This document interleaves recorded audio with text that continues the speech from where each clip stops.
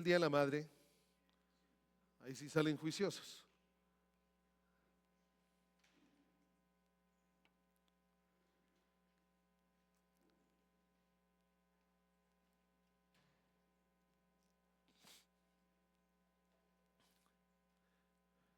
Bueno, ahora quiero decirles que no vamos a dejar pasar el día. Obviamente siempre tenemos un momento especial. Mamitas, no lo hacemos este domingo. Este domingo generalmente algunos están celebrando, algunos viajan para estar con sus familias, algunos otros tienen otros compromisos, por eso no, como ustedes saben, no lo celebramos el domingo oficial, sino ya les anunciaremos cuándo vamos a celebrar el Día de la Madre aquí en la congregación. Entonces, para seguir adelante. Hemos estado hablando del llamado que el Señor ha querido trae o ha sembrado en el corazón de su iglesia, de sus hijos, el tiempo en el que estamos viviendo.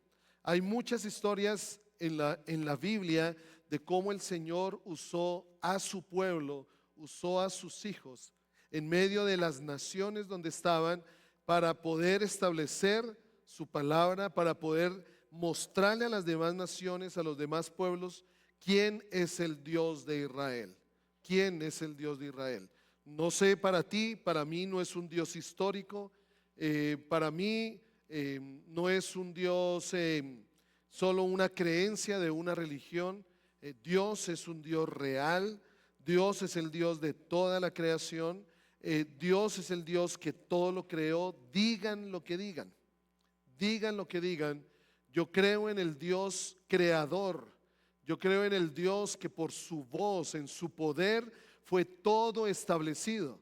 Yo creo en ese Dios que hizo todo, hizo los cielos, hizo la tierra, puso allí al hombre, le dio un propósito. Primero puso su vida en el hombre, le dio un propósito, le dio una razón de ser que a pesar de que el hombre hubiera abandonado la palabra del Señor, cuando Él le dijo, no comas del árbol del conocimiento de la ciencia del bien y del mal, porque si comieres de ese árbol, ciertamente morirás.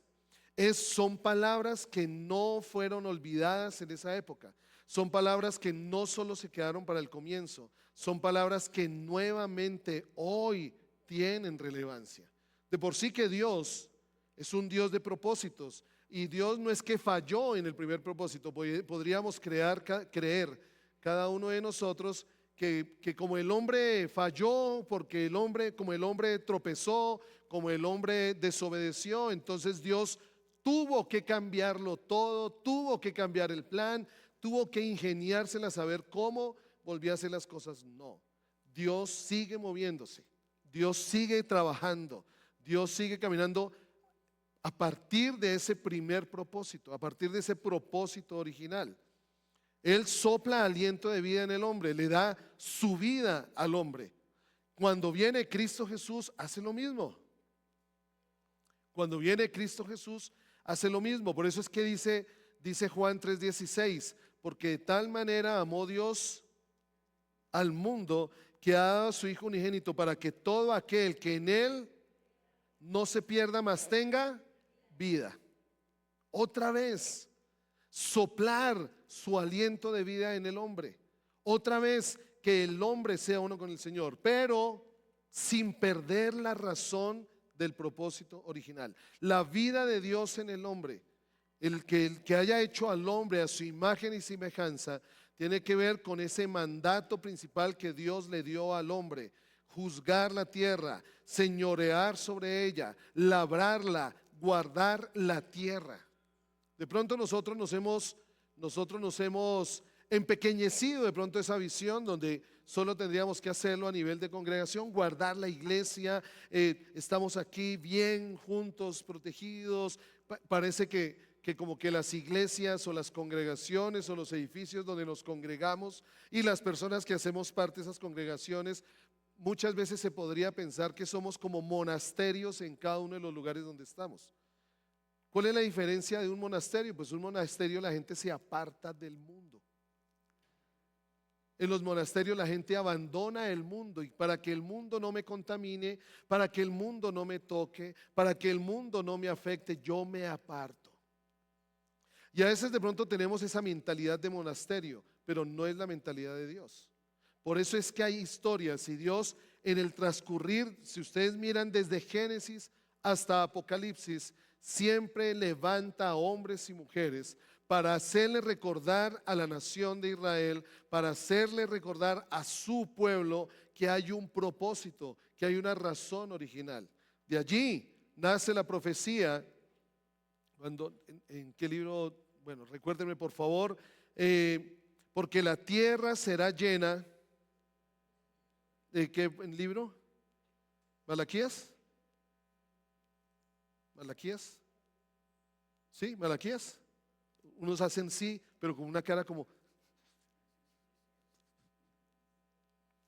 Bueno, le dejo la tarea le voy a dejar la tarea solo a uno.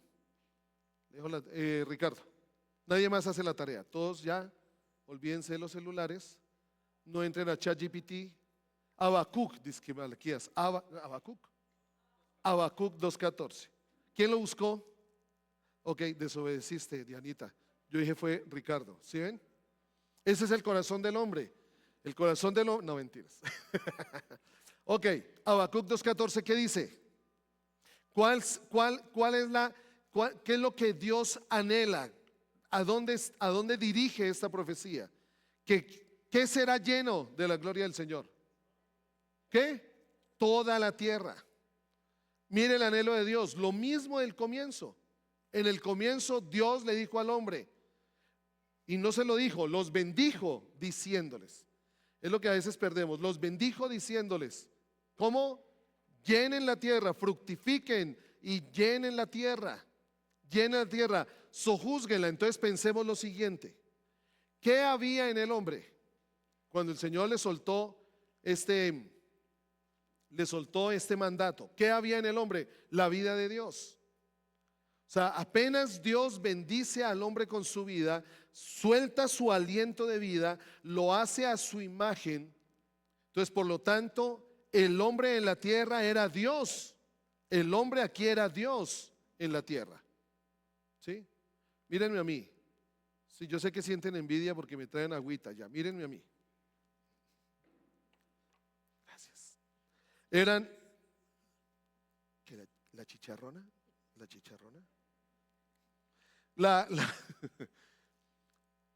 Dios sopla. Vamos a hacer un ejercicio así rápido. Ay, estamos. Un hombre valiente, mire, yo me bajo y todos se agachan así. Venga, amigue.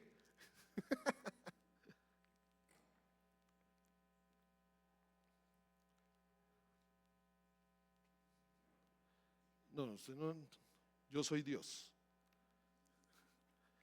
Dios, el hombre estaba hecho del polvo de la tierra.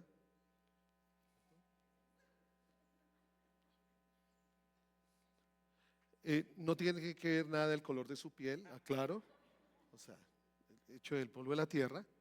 ¿Qué era el hombre ahí? Nada. ¿Y saben que ese es el problema? El hombre sin Dios es nada. ¿Qué hace Dios? Bueno, Dios, antes de que el hombre estuviera ahí formado, Dios se pone de acuerdo con el Hijo, con el Espíritu Santo y le dice, hagamos al hombre, y lo empieza a hacer. Pero era tierra, era polvo, no era nada. Y Dios sopla aliento de vida sobre el hombre.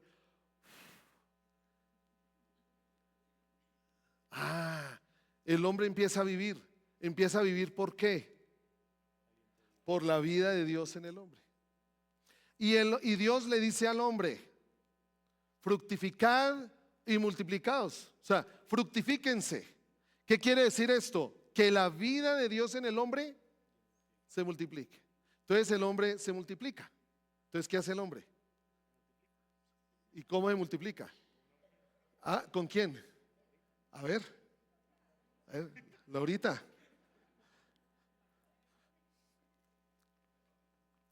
la vida de Dios. La mujer es hecha ¿de dónde? De la costilla. Pero ¿qué había en el hombre? Vida de Dios. Vida de Dios. Entonces ahora hay vida de Dios en los dos. Y empiezan a multiplicarse. Y entonces, vayan, traigan hijos. Cojan hijos. Vaya, cojan hijos. Vaya, cojan hijos. O sea, vamos a hacer lo siguiente. Ustedes dos. Listo, ¿solo tienen 2 hijos? No importa, no miren la edad, miren el corazón, el espíritu es joven. Mire, Laura hizo ese hijo sola, mire. Laura hizo ese hijo sola. Listo. ¿Qué hay en el hombre? ¿Qué hay en la mujer? Ellos se multiplican y ahora, ¿qué hay en sus generaciones? Vida de Dios. ¿Y sus generaciones se multiplican?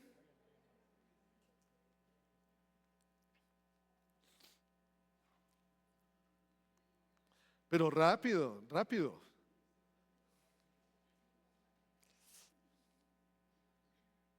Y ahora cada uno hace lo mismo. Cada uno hace lo mismo. Pero sigan trayendo, sigan. Bueno, ¿cómo vamos a terminar? Listo, todos. Ahora, listo, ok.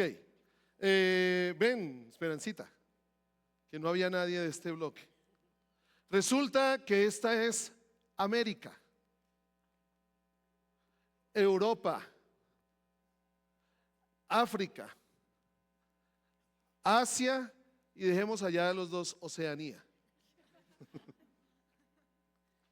¿Qué había en el hombre? ¿Qué hay en la mujer? ¿Qué hay en sus generaciones? Y se multiplica. ¿Qué pasa con las naciones? ¿Qué pasa con las naciones? Se llenan de la vida de Dios. O sea, la gloria de Dios en las naciones.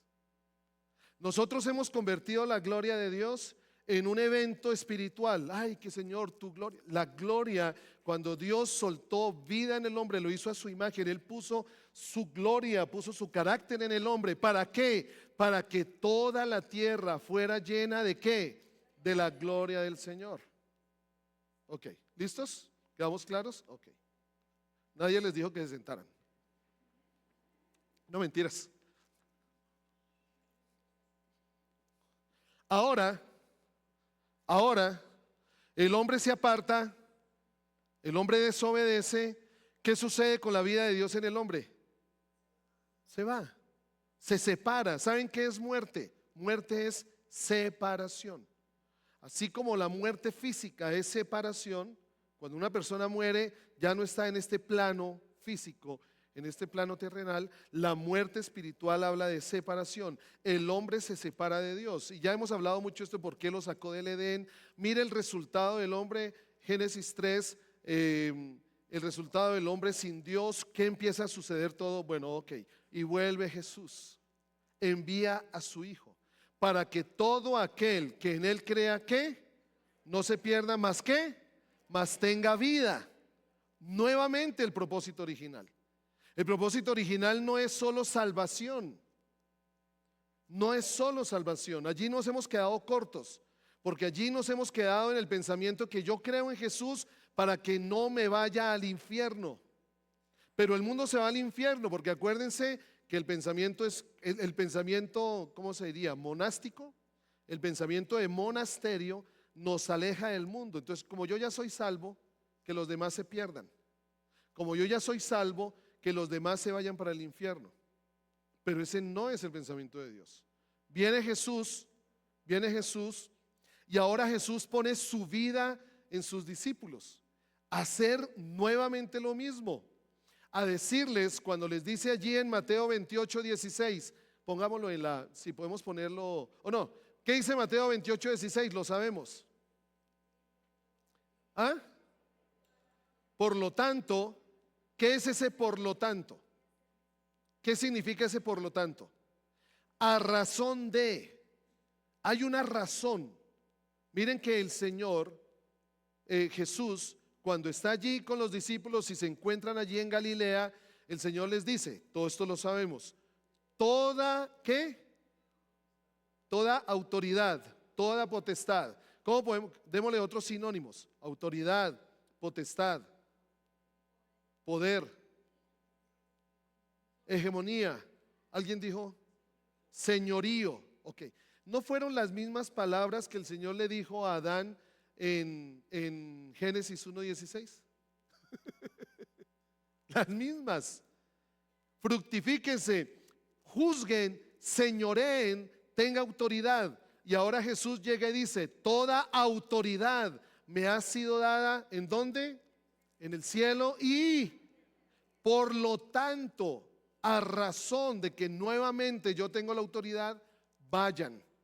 ¿Qué hagan? Fructifíquense, multiplíquense. ¿A dónde?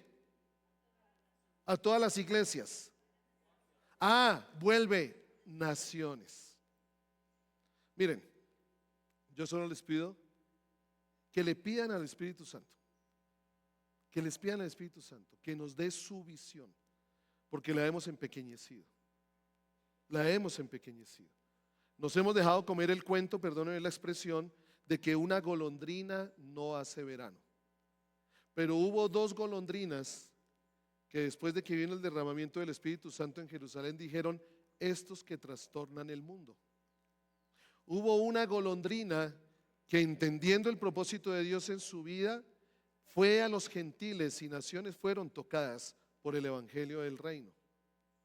A veces nosotros vemos la dimensión de nación, pensamos en Colombia, pensamos en Sogamoso y dice, pero no, tenemos que hacer una campaña de evangelismo, traigamos al evangelista. No, y así como esas campañas en África que millones le entregan su vida al Señor. O sea, nosotros queremos encasillar al Señor aún en nuestras propias maneras de creer que se va a tocar la nación. La gloria del Señor está sobre ti.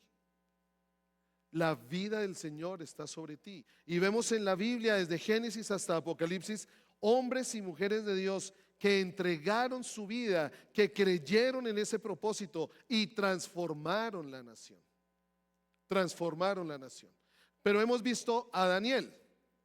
Nosotros estamos aquí con Daniel, hemos estado estudiando a Daniel, entendiendo el llamado que tenemos hoy. Ahora, ese llamado que tenemos hoy no solo tiene que ver, yo quiero aclararlo, no solo tiene que ver porque estamos en época de elecciones.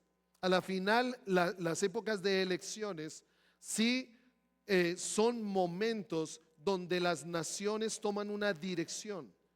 Las elecciones son las naciones tomando un camino conforme a la persona que es puesta sobre esa nación. Ahora, podríamos mirar nosotros la historia de Israel, cómo Israel fue una montaña rusa, cómo Israel en la época de, si leemos Primera y Segunda de Reyes, cómo Israel dependía, era bendecido cuando un rey que estaba allí honraba al Señor, cómo era maldecido cuando un rey tomaba el lugar pero no honraba al Señor. Y léanse la historia de Israel, momentos de gloria, momentos de escasez, momentos donde aún fueron cautivos, momentos donde el Señor se manifestaba, momentos donde había oscuridad, momentos de luz. Dependía mucho del rey de turno que estuviera sobre la nación. Ahora, no era el propósito de Dios. Cuando el propósito de Dios le dice al hombre, cuando Dios le dice al hombre que señoree, que juzgue y pone su vida en el hombre, cuando pone su vida en el hombre, Dios le quiere decir al hombre, si te he hecho a mi imagen, o sea, en ti está mi sabiduría, en ti está mi conocimiento, en ti está mi espíritu, en ti está la capacidad para señorear conforme al propósito con que yo creé todo. ¿Qué es lo que ha sucedido? Dios creó la creación, valga la redundancia, y puso al hombre como administrador, como mayordomo. ¿Qué es lo que hace un administrador? ¿Qué es lo que hace un mayordomo? Pues administra el lugar donde ha sido puesto conforme a su propio corazón, no, conforme al corazón de su Señor. Conforme al corazón de su Señor. Entonces Dios espera que el hombre entienda que hay un diseño de Dios, que Dios fue el que diseñó todo, que Dios fue el que creó todo y que nosotros tenemos que traer esos diseños, esos modelos a la tierra. ¿Cuál es el modelo de Dios de nación? ¿Cuál es el modelo de Dios? Lo decíamos hace 8 días. ¿Cuál es el modelo de Dios de economía? ¿Cuál es el modelo de Dios de familia? ¿Cuál es el modelo de Dios de educación? ¿Cuál es el modelo de Dios para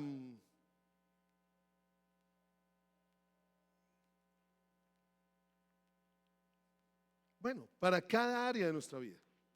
Gobierno, educación, generalmente hablan de 7, gobierno, educación. ¿Cuál es el modelo de Dios para la iglesia? ¿Cuál es el modelo de Dios aún para el entretenimiento? ¿Cuál es el modelo de Dios? Dios trajo sus modelos. ¿Qué pasó con el hombre cuando comió del árbol del conocimiento, de la ciencia del bien y del mal? Pues el hombre desechó, rechazó los modelos de Dios y empezó en medio de su frustración, en medio del sudor, en medio del trabajo, en medio de la decepción, él empezó a crear sus propios modelos. Y si nosotros miramos los modelos que gobiernan las naciones en el mundo, muchos modelos no son los modelos de Dios. No son los modelos de Dios. Lo que está tomando las naciones frente a familia no es el modelo de Dios. Lo que está tomando las naciones, los modelos que están gobernando las naciones frente a lo que es educación, no son los modelos de Dios. Entonces, yo los animo a que juzguen lo que pasa en las naciones de la tierra. Lo podemos juzgar desde el modelo de Dios. Desde el modelo de Dios lo podemos juzgar. ¿Qué es lo que realmente está gobernando las naciones de la tierra? Obviamente ese es el maldito problema del árbol de la ciencia del bien y del mal, que cada uno cree que lo suyo es lo bueno y hemos desechado lo bueno de Dios por lo que nosotros creemos que es bueno. Allí está Daniel, hablamos de Daniel. Daniel tomó unas decisiones y hoy vamos a hablar de la primera decisión que tomó Daniel. Daniel tomó unas decisiones, pero antes de esto vamos a ver en qué contexto Daniel vivió. Nosotros miramos allí Daniel 1 del 1 al 7, sé que la letra está un poco pequeña, si quieren búsquenlo en sus Biblias. Pero búsquenlo en sus Biblias, no en los celulares, porque si no de pronto saltan de aplicación y se quedan por allá mirando WhatsApp o en sus Biblias. Daniel 1 del 1 al 7, esta es la palabra de Dios para todos. ¿Qué dice Daniel 1 del 1 al 7? Joacim llevaba 3 años como rey de Judá cuando Nabucodonosor, rey de Babilonia, llegó a Jerusalén y puso sitio a la ciudad. O sea, la sitió, la rodeó, la quería realmente tomar. El Señor dejó. Mire que lo que aún hacen las naciones de la tierra, aún lo que hacen los reyes sobre las naciones, el Señor lo permite. El Señor lo permite. El Señor permite muchas cosas sobre las naciones para que en algún momento caigamos en cuenta que no porque sea bueno para la nación, sino para que muchas veces el pueblo de esa nación entienda la diferencia de ser gobernado por Dios o de ser gobernado por el hombre. El hombre que, como ve la bendición para sí mismo, pero Dios lo que quiere es que entendamos la diferencia, veamos qué tan diferente es una nación gobernada por Dios o gobernada por el hombre. El Señor dejó que Nabucodonosor capturara a Joacim, rey de Judá, y que se apoderara de algunos objetos del templo de Dios, los cuales llevó a Babilonia. Y miren lo que hace Nabucodonosor. ¿Qué eran los objetos del templo de Dios? Los objetos del templo de Dios eran sagrados, honraban a Dios, tenían que hacerse a la manera de Dios. Pues el rey Nabucodonosor coge estos objetos sagrados y los lleva ¿a dónde? Y los pone en el tesoro del templo de su Dios. Generalmente eso es lo que hace el hombre sin Dios. El hombre sin Dios toma lo de Dios para su propio beneficio. Cree tomarlo de Dios para sí mismo. Fue lo que hizo, ¿se acuerdan del arcángel? ¿No? Habían 3 arcángeles. ¿Cuál era uno? Gabriel, Miguel Luzbel. ¿Qué hizo Luzbel? Tomó lo de Dios para sí mismo. Tomó la gloria de Dios y la quiso hacer su propia gloria. Y esa fue su maldición. Y lo mismo hace Nabucodonosor. Luego llama a Aspenaz, el jefe de los funcionarios al servicio de su corte, para que eligiera a algunos jóvenes de la nobleza y de la familia del rey de Israel. Estos jóvenes debían ser, mire que no fueron bien parecidos en Babilonia. No poseyeron inteligencia en Babilonia. No, ellos ya venían de Israel. Eran jóvenes bien parecidos y poseer una inteligencia sin defecto. Ya debían ser entendidos en toda clase de sabiduría y ser capaces de manejar el conocimiento. Debían de ser fuertes y tener facilidad para servir en la corte del rey. Nabucodonosor quería que recibieran educación en la lengua y literatura de los caldeos. El rey les asignó una ración diaria de su propia comida. Serían educados durante 3 años y luego quedarían al servicio del rey. Entre estos jóvenes estaban Daniel, Ananías, Misael y Azarías. Ojo, entre estos jóvenes, o sea que hubo más jóvenes. Hubo más jóvenes judíos que fueron llevados a Babilonia. Entre esos estaban estos 4. Pero Aspenaz le dio nuevos nombres. A Daniel lo llamó Belsasar, a Ananías lo llamó Sadrach, a Misael lo llamó Mesac y a Azarías lo llamó Abednego. ¿Qué sucede allí? Pues realmente con todo lo que habla esta traducción, mire lo que estaba en juego. ¿Qué cogió Nabucodonosor? Lo que hablaba de Dios, la gloria de Dios, la honra de Dios, la santidad de Dios, simbolizada en los objetos del templo, se los lleva y los pone, los somete, los sujeta, los pone en el tesoro del templo de su propio Dios. ¿Qué es lo primero que está en juego? El nombre del Señor. ¿Qué estaba diciendo Nabucodonosor? Mi Dios es mayor que su Dios. ¿Qué fue lo segundo que estaba en juego allí? Pues obviamente cuando Nabucodonosor toma a los jóvenes, cuando Nabucodonosor toma a los más nobles de esa generación, está tomando el futuro de la nación. No es en vano cuando se quieren ganar a los jóvenes. No es en vano cuando se quieren ganar a las generaciones. Porque si se gana una generación, se gana el futuro de esa generación. Vaya para donde vaya, el futuro de una nación está en las generaciones que se están levantando. ¿Qué hizo Nabucodonosor? Pues capturó el futuro de la nación como señal de poder. Siempre fue lo mismo. ¿Qué hizo el faraón? Matar a los hijos de Israel. Capturar, acabar con sus generaciones. ¿Qué hace Nabucodonosor? Toma a los jóvenes. ¿Qué hace Herodes? Acabar. Cuando supo que venía Jesús, acabar con esa generación. A la final, lo que Nabucodonosor estaba haciendo no solo confisca los artículos santos del templo, sino también las luces brillantes, porque mire lo que toma Nabucodonosor: a los más entendidos, a los mejor parecidos, a los más sabios de la generación que se estaba levantando. No tomó a los más sabios de los hombres y mujeres, tomó los más sabios de los jóvenes. O sea, miren lo que estaba sucediendo con la generación de Israel. Se estaba levantando una generación entendida, viene un rey y llega y los captura y los sujeta, y ahora quiere tomar el futuro de esa generación. Ahora, ¿qué es lo siguiente que hace Nabucodonosor? Bueno, toma esta generación, captura el futuro de esta generación y la adoctrina a su pensamiento.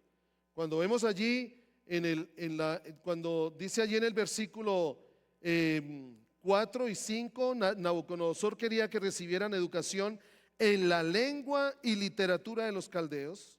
El rey les asigna una ración diaria de su propia comida. Entonces, y allí dice que fueron creados por 3 años. ¿Cuánto se necesita para formar el hábito en una persona? ¿Cuánto se necesita? Hay como varias etapas, ¿no? El comienzo, tú quieres generar un hábito, 16 días.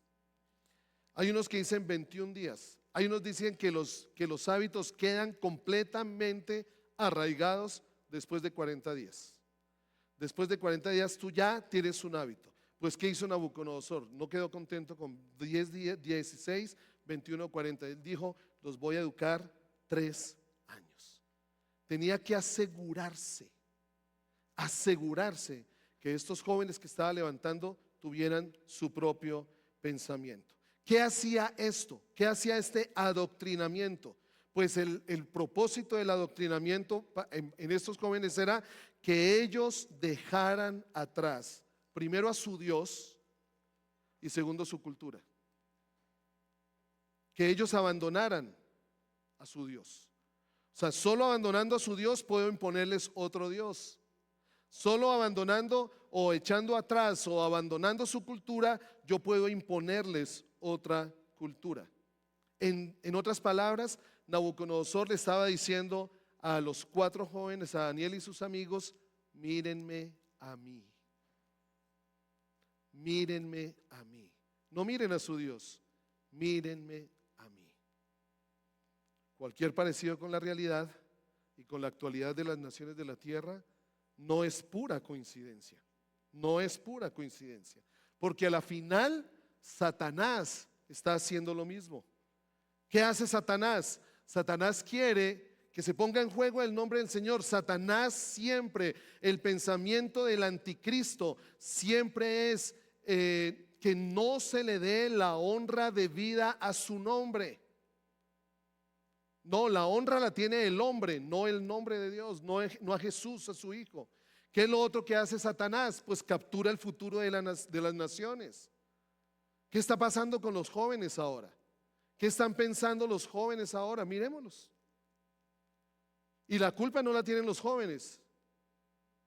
La culpa la tiene la generación que no ha cuidado, no ha criado, no ha enseñado a esa generación. Entonces es natural que la generación que viene en algún momento, ¿cuál es el pensamiento de tu casa? Yo te animo, y yo aquí sí puedo estar completamente tranquilo, porque ¿cuál es el pensamiento que tienen tus hijos? ¿Cuál es el pensamiento que tienen tus hijos? ¿En cuál Dios creen tus hijos? Esta responsabilidad es nuestra. No los dejamos, si los dejamos a la merced de lo que está imponiendo el mundo. A Samuel y Daniel en la universidad les quisieron imponer un pensamiento. Pues es que ese es el pensamiento que está tomando ahora el sistema educativo de la nación. Les quisieron imponer un pensamiento. Y Samuel y Daniel en algún momento confrontaron, lo sentimos mucho, pero es que yo tengo libertad de creer y seguir y pensar. Yo tengo libertad de hacerlo, a mí no me lo imponen. Porque aún, como vamos a ver ahorita para terminar, aún se toma la autoridad de una nota, de una calificación, de una evaluación para imponer una doctrina.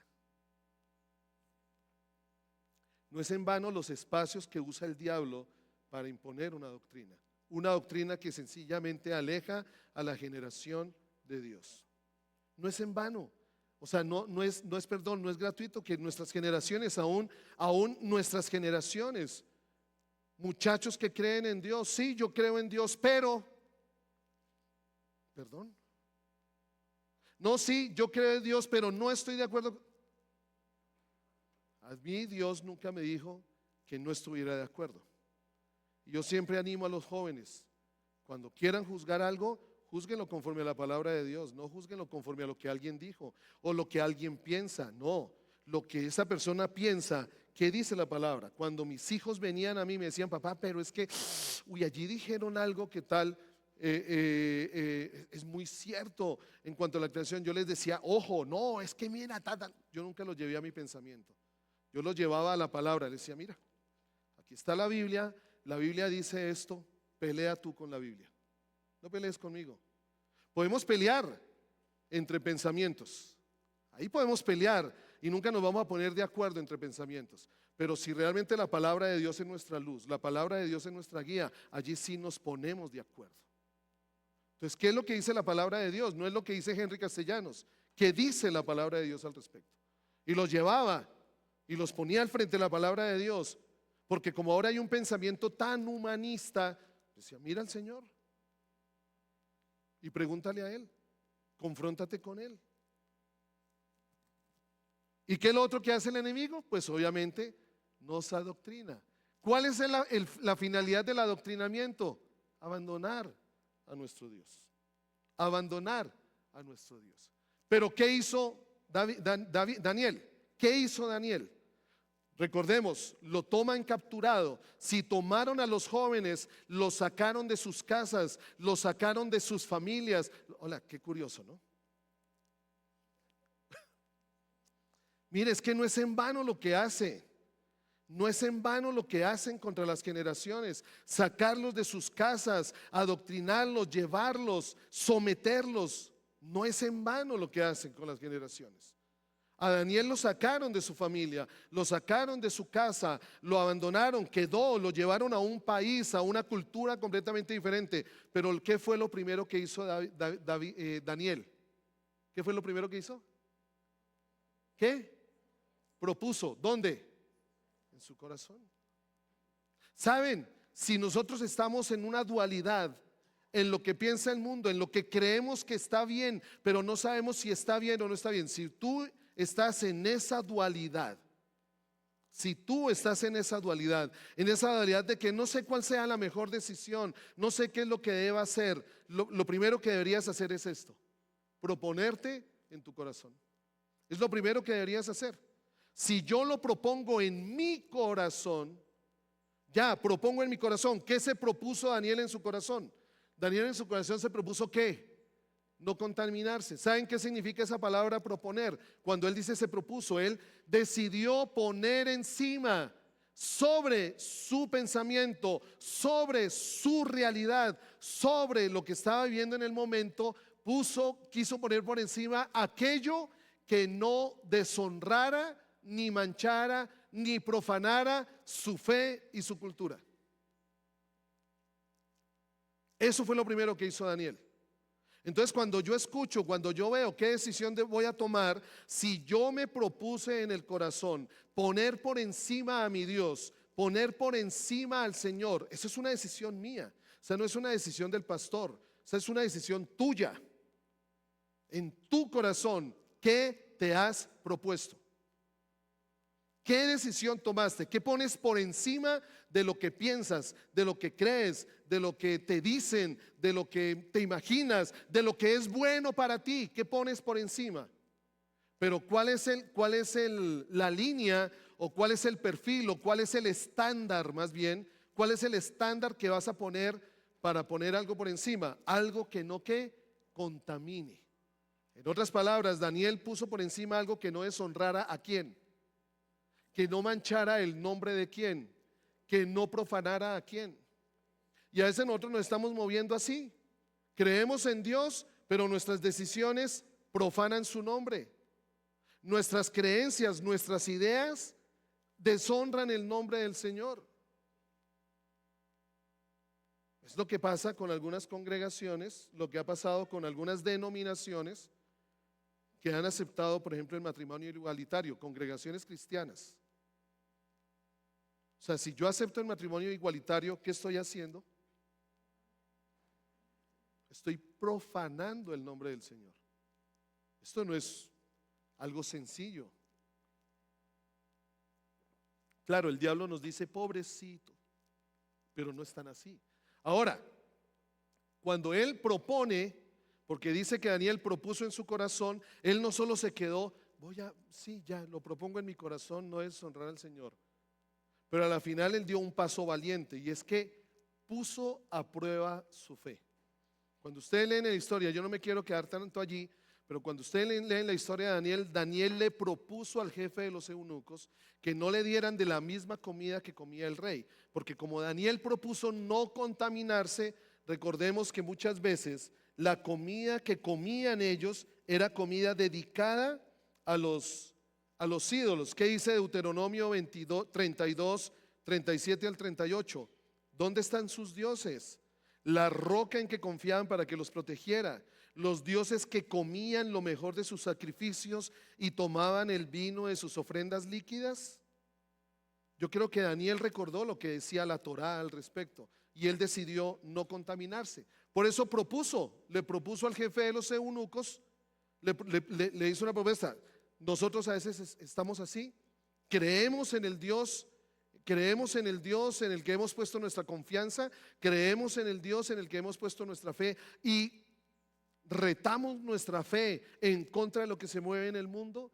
Entonces, Daniel se dio cuenta que su relación con Dios tocaba ¿qué? Cada área de su vida, hasta el alimento. Algo que podríamos decir que no es tan cristiano, que no es tan religioso. ¿Qué es lo que alimenta tu vida? En otras palabras, ¿de qué te estás alimentando? ¿De qué estás llenando tu mente? Y a mí me sorprende ver a muchos del pueblo de Dios que le creen más hay un teólogo que es no sé cómo decirlo, bueno, indigente, en Medellín, y ven sus videos. Le creen más a lo que dice un short en TikTok. Le creen más a lo que dice un mensaje de Instagram. En eso forman su fe. Ustedes sí saben que las redes sociales están diseñadas para atrapar tu conocimiento. Mucha gente se sorprende porque en algún momento ustedes entran a un tema o entran y buscan un artículo o entran a algo y ustedes se sorprenden que entran a una página de internet diferente y les sale lo que usted vio en la red social. Ustedes entran a un mensaje en Facebook, en Instagram, en TikTok, ¿qué más hay? ¿Ah? No, pero de redes sociales está, por ejemplo, Facebook. Bueno, en Facebook, ustedes entren a Instagram y busquen un tema, empiecen a mirar no sé, la caja automática de los carros. Y ustedes se quedaron pegados en un video mirando cómo funciona una caja automática. Al otro día ustedes entran a Instagram y cuáles son los videos que le aparecen. Todo sobre entonces sorprendente, uy, mire la gente lo que busca. No, es que la red social está diseñada para atrapar tu mente. Y es sorprendente el tiempo que nos la pasamos, ¿cómo es que llaman ahí? Scrolleando, ¿no? Scrolleando, allá suba y suba. Y de eso se va llenando nuestra cabeza. ¿Cuánto le dedico yo a Instagram? ¿El mismo tiempo leo la palabra? ¿Confronto lo que encuentro en Instagram con la palabra o me quedo con lo que me dijeron ahí? Bueno, entonces, Daniel se dio cuenta de esto. Su relación con Dios toca toda área de su vida. Y segundo, habían dos amenazas que Daniel reconocía allí. Primero, Daniel sabía que si rechazaba la comida del rey, era rechazar al mismo rey. ¿No es curioso lo que dice Apocalipsis 3:20? ¿Qué dice Apocalipsis 3:20? ¿Qué dice? No, Ricardo. ¿Qué dice Apocalipsis 3:20? No. ¿Qué dice Apocalipsis 3:20? No. ¿Qué dice Apocalipsis 3:20? Mire, he callado a 3 personas y aquí hay más de 3. ¿Qué dice Apocalipsis 3:20? Todos. He aquí, ¿quién está hablando? ¿Quién? Jesús. He aquí, yo estoy a la puerta y llamo. Si alguno oye mi voz y abre la puerta, ¿qué dice? Entraré, cenaré. Si yo rechazo la comida del rey, estoy rechazando al rey. Si yo rechazo la palabra del rey, estoy rechazando al rey. Si para mí la palabra es más importante la palabra de otro que la palabra del rey, estoy rechazando al rey mismo. Ahí está el principio. Si tú rechazas la palabra de Dios, estás rechazando a Dios. ¿No pasa con nosotros? Pues si alguien no me quiere escuchar, pues a la final me está rechazando es a mí. Estamos en una, no te quiero escuchar, listo. Entonces, pues, ¿qué sentido tiene que hablemos? ¿Qué sentido tiene que estemos aquí conversando juntos? ¿Sí? Y la otra amenaza es que hubiera podido suceder. Acuérdense que más jóvenes fueron llamados. Más jóvenes llamados no, fueron cautivados. Más jóvenes. Dice que entre estos jóvenes hubo 4, o sea que a mí me hace pensar la historia que estos 4 solo se propusieron en el corazón de todos los judíos que fueron cautivados o que los tomaron en cautiverio. Solo ellos 4, o sea que los demás sí compartieron la comida del rey. Puede haber sido, Daniel, ¿por qué no pensó en ese momento? Dios me abandonó. Dios que es el Dios de Israel. Dios que dijo que no temas, que yo siempre estaré contigo. ¿Por qué permite que ahora yo esté en cautiverio por otro rey que es pagano? Pues de nada sirve seguir al Señor. De nada sirve. ¿Por qué tengo yo que pagar un precio por honrar a un Dios que me abandonó? Y no es lo que muchas veces pensamos. A veces nosotros creemos que Dios en alguna circunstancia nos abandonó y lo que hace eso es resquebrajar nuestra fe. Y cuando resquebraja nuestra fe, digo, ¿y por qué tengo que comprometerme con ese Dios? Si ni siquiera Él se ha manifestado conmigo. Esa era otra amenaza que tomaba Daniel allí. Y mira lo que dice Charles Spurgeon, declara lo siguiente: prepárate para un mal nombre.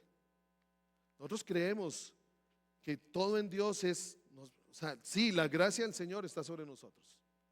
La gracia de Él, pero preparémonos para un mal nombre. Prepárate para ser llamado intolerante. Prepárate para perder amistades. Prepárate para todo, siempre y cuando puedas estar firme a su lado.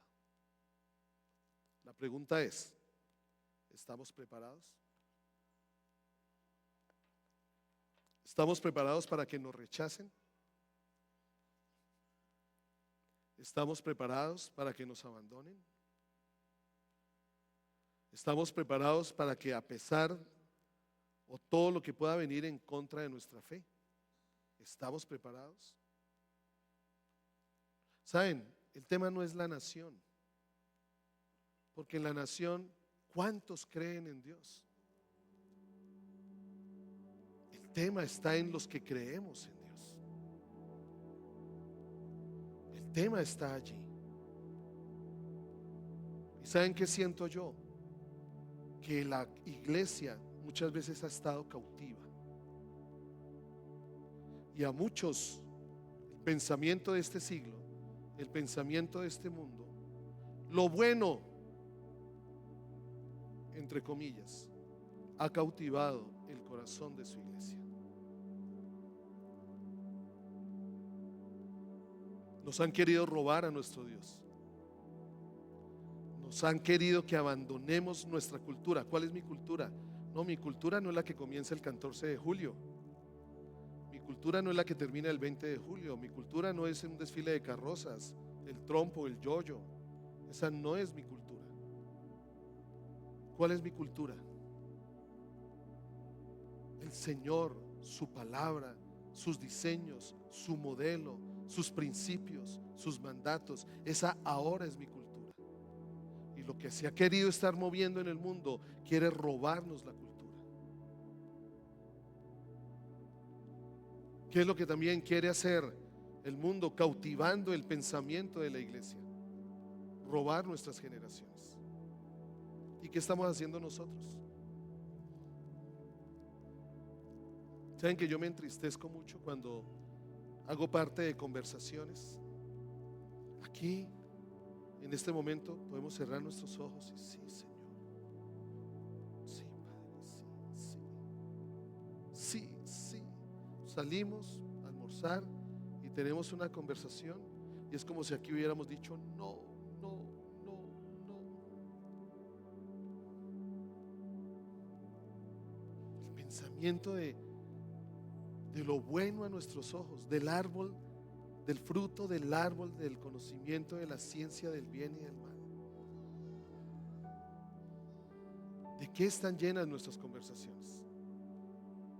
¿Honran a Jesús o profanan su nombre? ¿No decía Pablo que cuando hablemos con qué? ¿Con qué? No diga.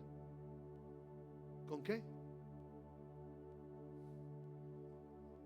perdón, ¿dónde están las cartas de Pablo?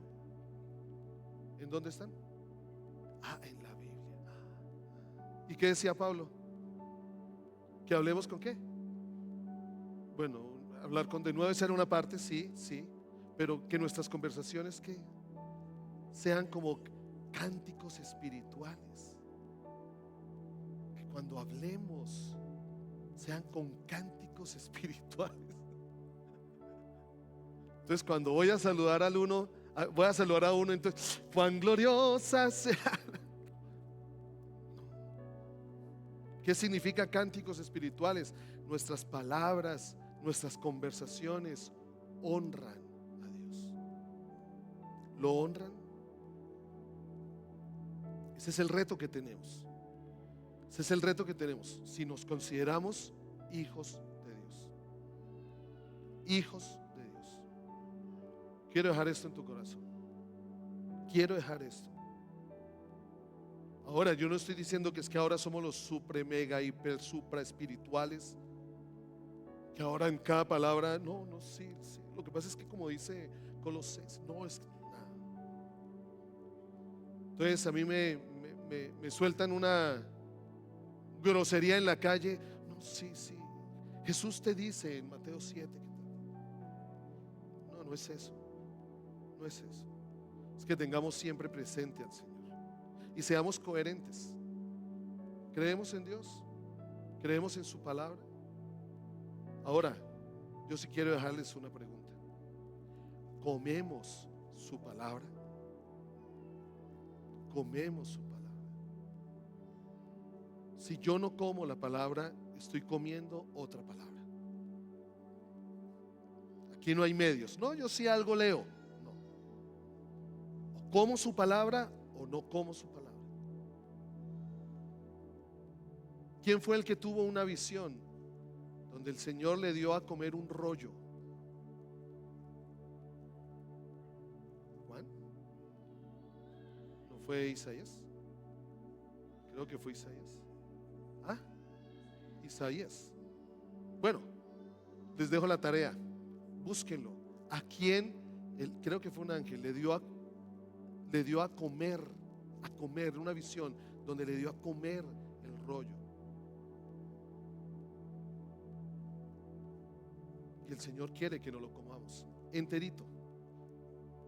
Y vamos a ver la bendición del pueblo que honra a su Dios. Gracias, Padre, por este tiempo. Gracias por este momento. Gracias por lo que está sucediendo también, porque aunque no lo comprendamos, aunque vaya en contra de lo que creamos, o aunque vaya en contra de lo que pensamos, o aunque vaya en contra de lo que queremos, Señor, gracias porque tú lo permites y para algo lo estás permitiendo.